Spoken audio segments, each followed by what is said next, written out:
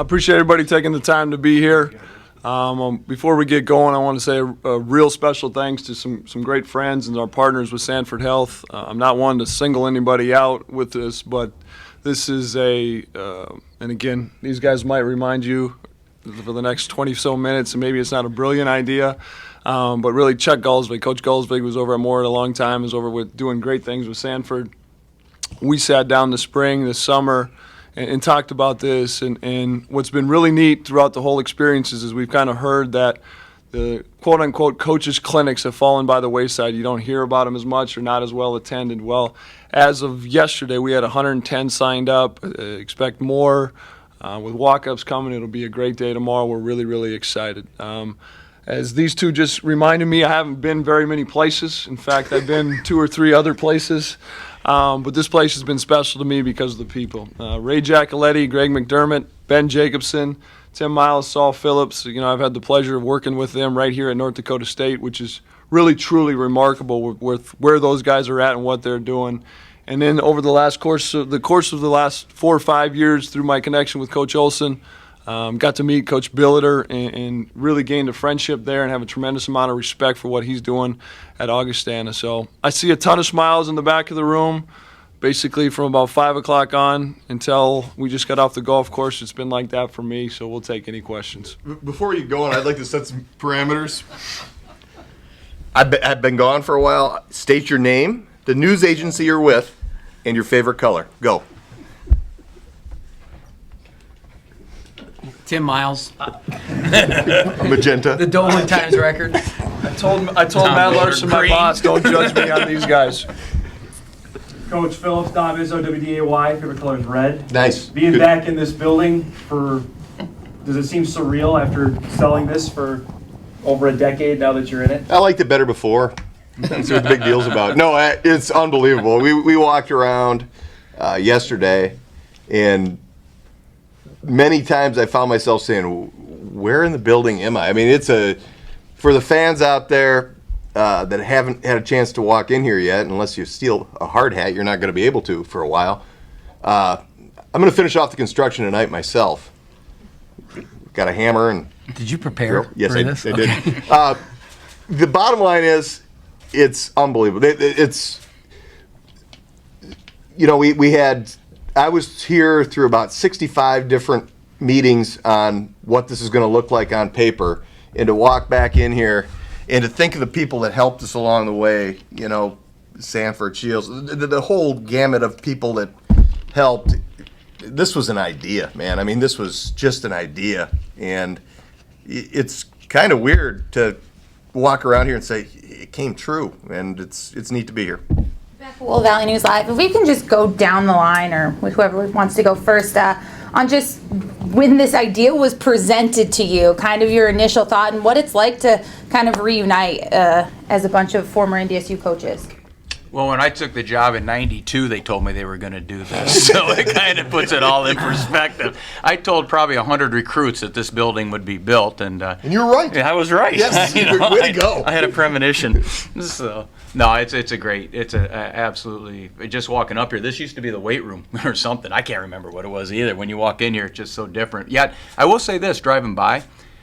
You kept a little bit of the look and the motif in a certain way, which I think is really neat. I think it was great. Then you go on the side, you see all the glassed-in area, and when you're inside, it's totally different. But I really think to keep it in the same spot the way NDSU did it and how they did it was somewhat innovative, and it's just a really, I thought, a great move being on campus and the way they did it. Sorry. No, I know. I'm just glad there's I'm going to go, so you got to give me a chance. I'm just glad there's no plaster above us, so there's no hazard that way. I don't know how many recruits we had where we came in to the BSA and we had the big trash cans that were catching water, the little warped green, puke green tartan. Remember that, Pat? And early in my tenure, we actually got 2 courts, 2 wooden courts next to each other, which is a big deal. One was the Minneapolis Lakers court, by the way, that's dating it a little bit, isn't it? But it was the original Minneapolis Lakers. And when I was here, it's tartan. So we just had got the wooden floor down that we got from the St. Paul But Civic Center. it matched but well then with it your was bike hard. shorts. But That the- was And you would switch in the middle of practice. And the So you guys would scoreboard, switch over but remember and the use both sides. scoreboard, we never had to do that. The scoreboard. Well, I ended it after my first year. We got it switched too. Remember the scoreboard was kind of over one side, so if you threw the long pass, you had to Oh, be yeah. like on the further right side. Yeah, you had to, Warned which you has helped guys us all. win I games. warned you all. So Because I still have to go to those arenas. I'm not where you are, so you have to make sure the scoreboard doesn't get in the way of your last second pass. You can lose games that way.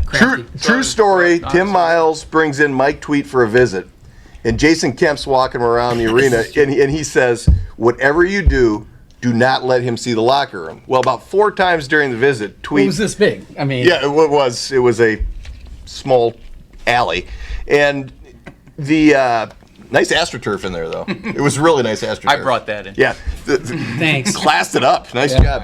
I took it Anyway, off the football field. so the whole visit, Tweet's like, "Can I see the locker room? Can I see the locker room?" And Kemp's like, "Oh, we got a meeting with the professor here," and just absolutely ran him all over the place. Tweet commits. His first day on campus here, he goes into coach's locker, goes to Kemp's office and says, "Can I get changed? I want to shoot a little bit." So Kemp goes, "Yeah, I'll show you the locker room." He goes, opens the door, goes, "Too late now, sucker," and pushes him in. So that was a true story. Yep.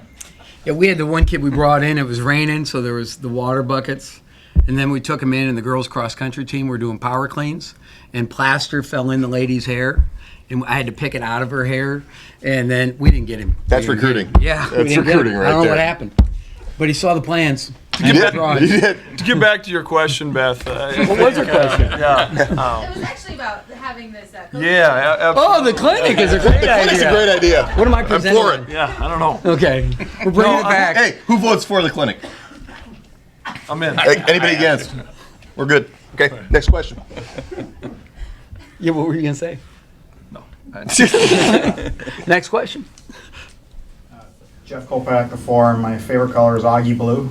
Ooh, that's yeah. The original. I like it. Yeah. Tim, can you talk about the family tree? Well, I mean, it's obviously really cool to, when we were all together. I saw Bob Huggins yesterday, and I was thinking about the Kansas State game that had Coach Huggins, Brad Underwood is at Oklahoma State, Frank Martin, who's at South Carolina. I was in that game, Saul, Dave. That's 6 Division I head coaches in one game. That's We were out coached. well, we were out something. But anyhow, Out-reffed. Bobby Vedeker. Yes. But when you think of that, it's pretty cool stuff. And to see what these guys have done, and Bison football has been remarkable. But I remember when we had to, go out there with Coach Babbage and myself, and and pitch this deal of going Division I, and everybody thought we were nuts. North Dakota was not going to go. Really nobody else. We knew South Dakota State was going to go, but they kind of kept their selves quiet for about 8 more months. And so we had to stump in Minot and Carrington and Bismarck and Williston and Dickinson and convince everybody this was the right move. This is this is the right thing to do. And I think because the Bison are bold and because they will take on competition, and that this building is a symbol of that. The 5 national championships in football is that these guys go to 3 straight NCAA tournaments. This place is built for success. And there's a reason some places are more successful than the others. There's an infrastructure here, administratively down, where that expectation is bring on the competition. And that's what's so great about North Dakota State.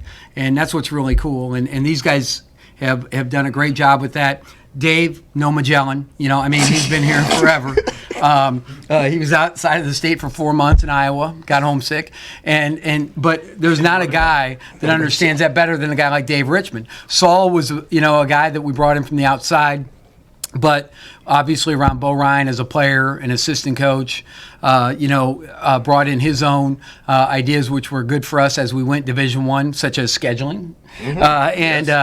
And as we look forward, I think there's a lot to be said about what NDSU has to offer for everybody. It's still one of my favorite places I've been, and I've been a lot of places. I don't want to speak on behalf of Dave, but we're still not going to call you Dad.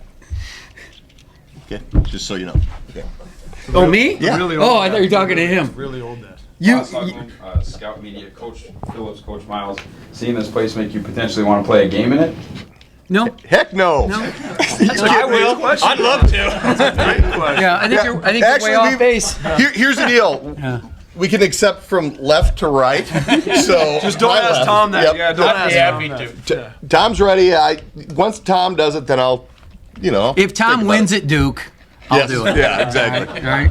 I think Saul gave me the framed thing of the team winning the 09 Summit League Championship to be the first team since 1971 to make the NCAA tournament.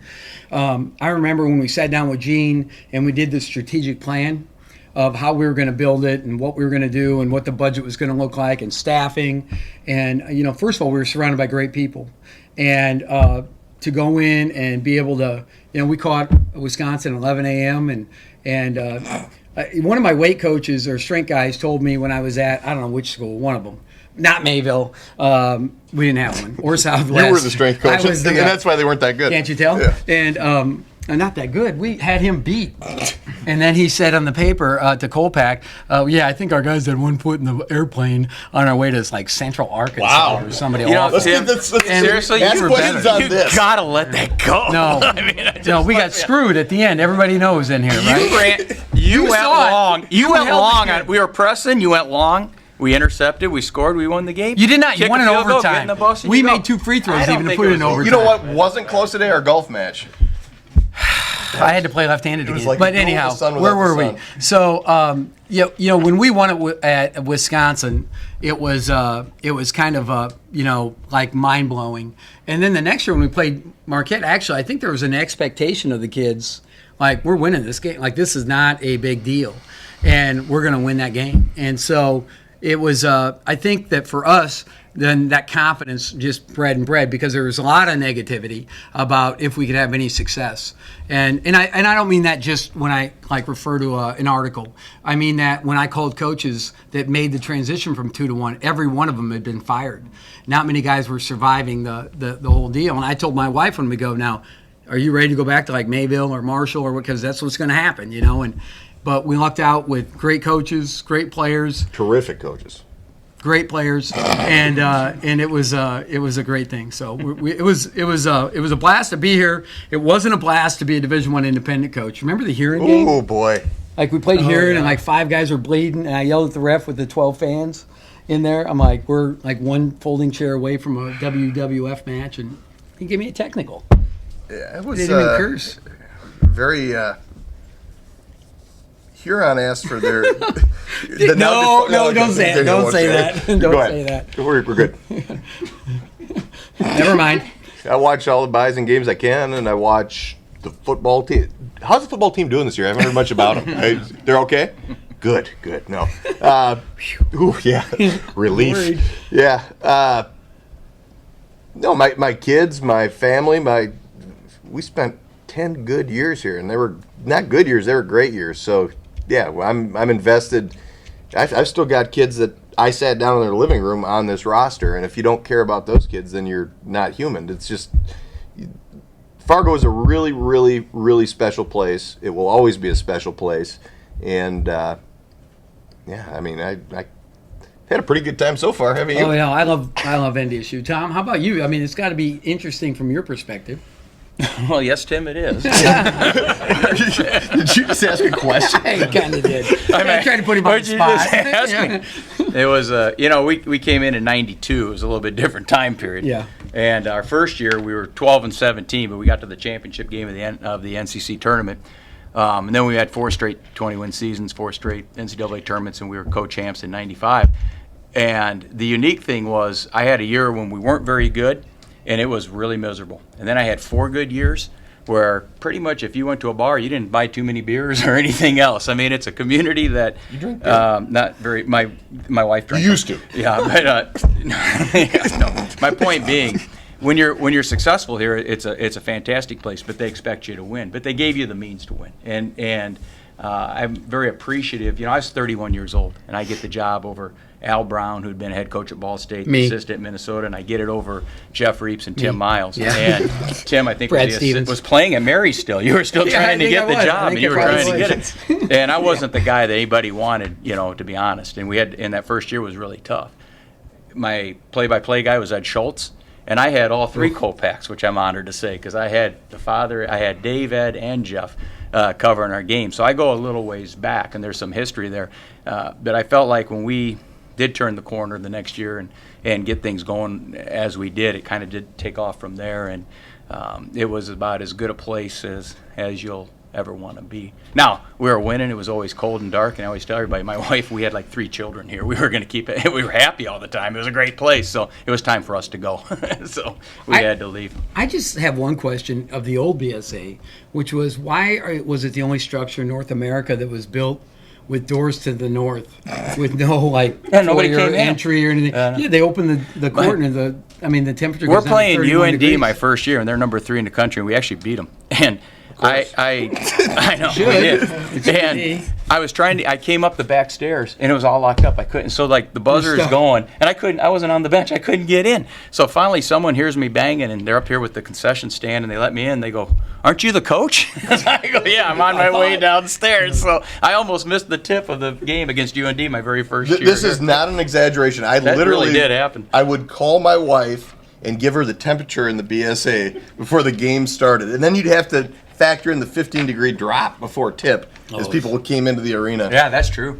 And then walk through when they were bringing the stuff in. Oh, yeah. The concession When they put the door, the you can fly janitor right would in do the there. garage It's door open unbelievable. during practice, Oh. and they'd get that one, bad. they had like a Bobcat thing that was had propane tank. It was powered by propane, and you'd be like, be a little woozy. what's going on? Doing the old Scotty Miller Yeah. post game, going, "Oh, I think I'm lightheaded." Hey, look at who's calling. Oh, I'm not taking take that. it. No, Take it I'm right not now. taking that. That's a non-commit right there. Let's take it. Let's make this interesting. Shane, I wanted to ask, what your fondest memories were of the K-State game, being on the bench with these guys? That's the game, at least for me, I remember when the BSA was maybe the craziest. You still remember the 6,110 people. They, shut the doors, fire code, and just a great basketball game. And it ends up being a loss, and it sticks in. They'll quickly remember it, the name of the official and the play. We can all remember it. But He got fouled. Yeah. He got fouled. Wasn't even close. But I think that tells you those kids were here to play. And you go back to the Eastern Michigan game that year where we were fortunate to win one pretty early, and we just kind of stamped some things. And that's again what you talk to Coach Kleiman, you talk to any of these guys. There's an expectation here. There's a belief every single time our kids go out of the court that doesn't matter the size or this or that. We're going to play basketball. We killed Eastern Michigan, didn't we? Or not? Here, our first Division I home game That's what here. I'm talking about. That one. Didn't we kill them? Yeah. You said we were fortunate to win. You know what I would We say? were in though? charge. It was. I mean, honestly, we just outclassed them. when you guys made the move, and I was 13 years Division I and been at all the different levels. NDSU did a great job of doing it the right way, and a lot of that is the resources and the team makers and the way you guys. But to make that jump, there's one of two ways of doing it. You do it right or wrong. And NDSU did it the right way. They gave you the full staffing that you needed. They gave you the budget you needed. Now I will accept the fact, and I agree with Tim and Saul and Dave 100%. The expectation level is high, but they give you every reason to be successful. And so you should meet that expectation level and exceed it. And they did a great job of going Division I. They did everything right, and they were ready to do it. They did a great job with Chapman's vision going forward to Division I, and Dean Bruciani has just continued that right along. There is no question about it. Listen, I read the paper. I do all that stuff. Listen, dude's an amazing president. Believe it, not believe it. I worked with him. He's amazing. That's it. Mic drop. Tim, Joey Norstead from WDUI. How has the perception since you left? I mean, being out on the national scene, how has it changed around NDSU when you talk to people and different coaches and stuff like that around the area? Well, it's obviously the football thing has been one dimension that I think's been helpful, but basketball, going to 3 NCAAs and being right there has been everybody recognizes them as a real threat. We're not playing them or whatever it might be. The Summit League, quite frankly, I think has, and really I think Sanford Healthcare's had a big deal with elevating, facilities along the line, and those things matter. It's an arms race out there, and we have a deal where in the last 4 years we've had $220 million worth of stuff just for basketball. That doesn't include the technology integration and the team travel, and that's just facilities. And when you look at that, it's pretty amazing. And if we, if Nebraska starts doing it, the next people do it. Well, these guys, you look at this place and what it's going to be, it's pretty incredible. So I think that reputation is very strong. And I think the Summit League was what last year in the 13th or 14th out of 31 leagues. Wes, what was it? Make a number up. Nobody knows. That's Sixth. pretty, They were sixth in the nation. Yeah. They were right ahead of the ACC. I promise you, the mid-continent in the old days wasn't that high, right? We went to Kemper Arena. Was it us together? We went down to the Valley tournament, and we watched that because we had just lost to Omaha in our last North Central game, and then we hopped in a Suburban, went down to St. Louis.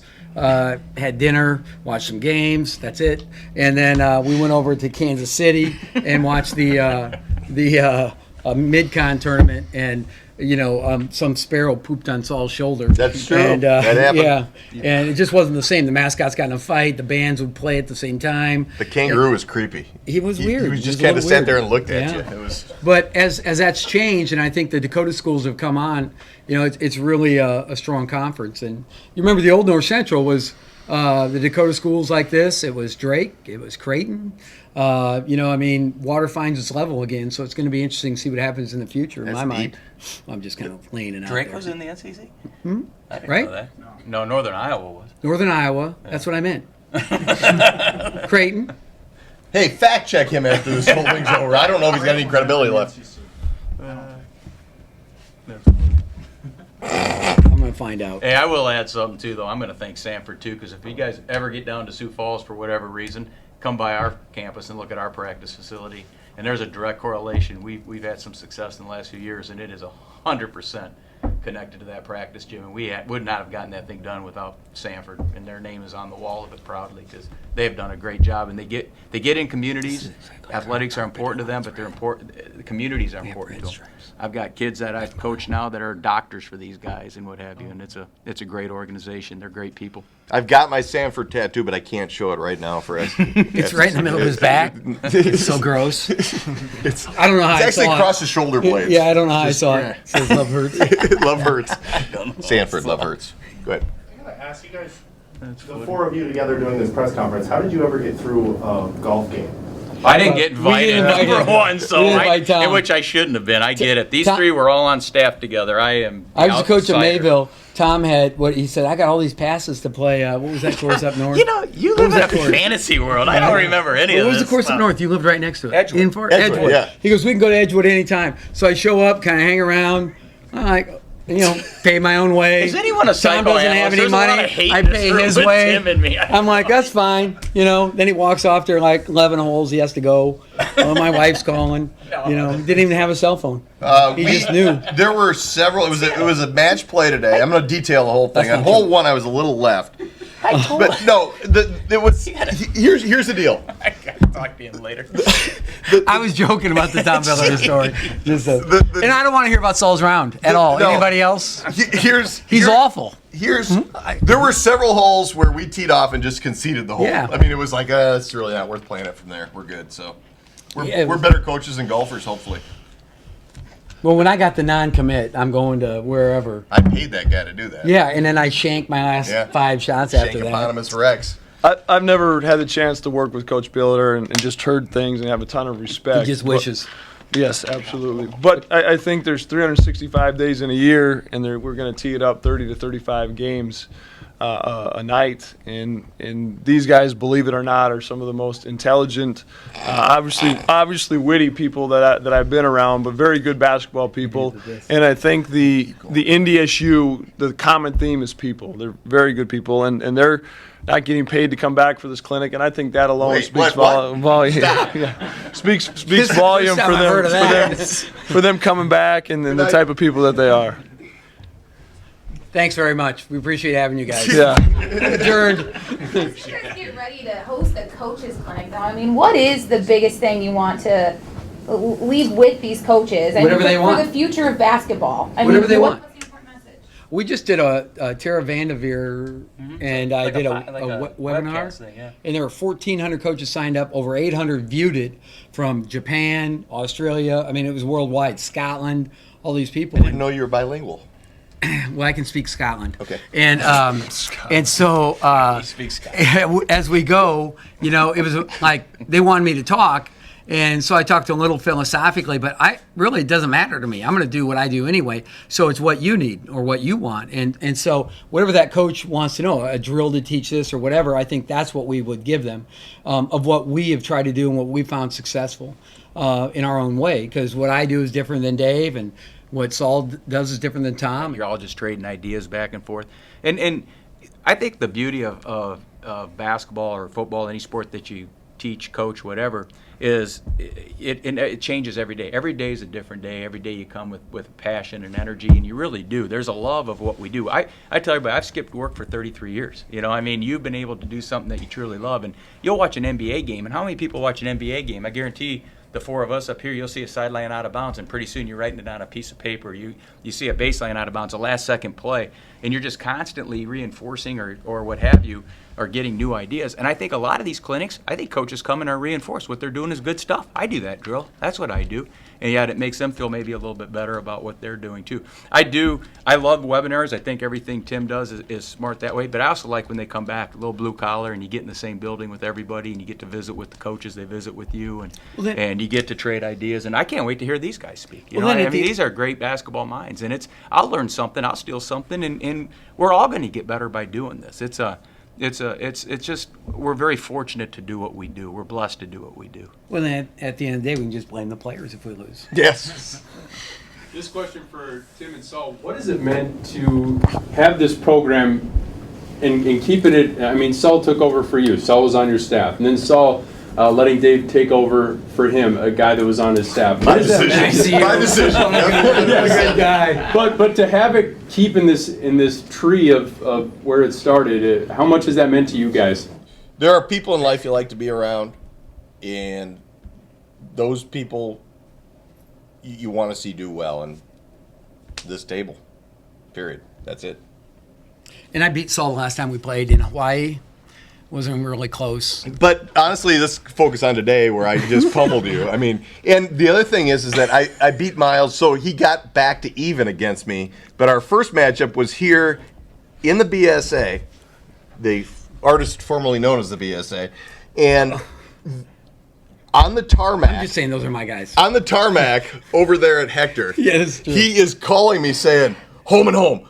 No, you're coming to our place next year. You're coming to our place next year." I said, "Listen, if we're playing again, winners get home court. You're coming here." Yeah, I was so pissed. Crickets. Yeah. I'm like, let's play again. Let's go. I was just so mad. On the tarmac. He didn't even get off the ground. Listen, before dude, we went 0-16 that year in the You were Mountain bad. West, so it was not And I like we were crushed you. good. Well, yeah. Honestly, what it was is Oh, what was the question again? it was a Wait. The lineage or Yeah. family tree of sorts. I mean, how much has it meant to keep this? Awesome. It's awesome. I mean, that consistency, and there is a common bond there. I pay attention to how Saul does. I pay attention to how, I remember when Saul was here and he said that, that NDSU was the best place in the world and he can't imagine coaching anywhere else. And then he went and he won a game in the NCAA tournament and he loved his players. I remember when And then- Miles coached and then- half an NCAA and- tournament game, but that's a whole other story. And then he cried real tears. And then 4 days later, he's holding up an Ohio jersey. And you can see him lipping 550. And McFeely wrote, "You can't blame Saul for going." So, besides that, so I pay attention is what I'm getting at. And the ones I lose track of is, I was a coach, an NAI coach, Division II coach. So I've got former assistants that are head Division I coaches. Craig's down at USD, Nico Medved's out at Furman, and then several guys too that are D2 coaches. Joe Cattell out at Marybred, Bigler at Southwest Minnesota State, and Randy Bruce out at Saginaw. Saginaw. Thank you. I was Went going to to call the it Elite Lake Eight Superior State. Yeah, he went to the Elite Eight, and so those are the ones that are harder to keep track of. But it's really cool to watch all of that because you hope for success and you hope guys walk out of your walk out ready to be successful. But these guys like taught me. And just like you learn from playing a guy like Tom Billeter when I was an NAI guy, he was D2, or Saul comes in, or Dave comes in. There's a lot of things you learn from them. So I think everybody can make everybody, each other better, and that's the mark of a good staff. And I'd like to point out that Miles' font of knowledge is so immense that just to be able to sip out of it, Yeah, is that's just, good. That's terrific. Well, Dolan, South Dakota, I graduated number 7 in my high school class. There was 13. That's the way we got to end it. It is a neat group, though, and I'll have Dave's got a associate head coach, Jaden Olson, and Jaden had actually come down and worked for me at Augie and just did a fantastic job, and then went out with Tim and spent time with him at Colorado State and Nebraska. And so there's connections that you don't even think about, and just by knowing each other and recommending people. And I'd say Jaden, people can say what they want. There is a kid named Nate Walters that you'll all know from South Dakota State, and I'll just tell you at the end, it was us at Augie D2 and South Dakota State. And at the very end, at the nth hour, he ended up going to SDSU, and that's in Sports Illustrated. But Jaden did an unbelievable job on that kid, and should have got him. I know. So, I'm sure it was my fault. Well, he didn't. He told me he didn't have a finisher. I'm just saying, there's connections that you don't even see, and Tim ends up taking Jaden, and now Dave has them, and so there's connections that you guys don't even always know about, and that's just sort of the beauty of coaching, kind of a fraternity. It really is, and it's such a, and I'm sure that's in every industry, but unfortunately, this is the only thing us four could do. We have no skills. I know but none of us do. You trust other people. If I know, I know Tom, so I trust. So other guys, you we talk talked to, a long time. Yeah, like that, you don't know, okay, what am I getting here? I don't know much about, and if. I've seen Tom's teams. I've seen how he builds teams and just everything with it. And look how close these guys are. I mean, look, staff's huge. I mean, you have to have a great staff, and assistant coaches are huge. And it's this to see these three successes is so much fun, and I'm just happy to be here with them. But it's true, and you do trade a lot of ideas, and you trade personnel and everything else. It's a great thing. I never really liked him. Saul, can you spell pontificate? Now. Pontificate, yeah. Can you spell pontificate? I can if I yeah, you could. can. Yeah. He's like your grandfather. Today I said, Saul, I said, why don't you putt that down, play, just hit a putt. And he kind of looks at me funny. And then he walks down the hill, looks at it, walks back up. He goes, I'm going to putt it. Like it's his own idea. And he did that for honestly, 7 years with me after I left. Just another par. That's all it was. Don't worry about it. It's been fun. I will say this for Tim, the job he did at Mayville State is unbelievable. I remember you were driving your own car, spending your own money, recruiting kids out of Pelican Rapids and everywhere else. We got them. I know. I saw you in the gym and just worked his absolute tail off. That, honest to goodness, in my opinion, might be his best coaching job.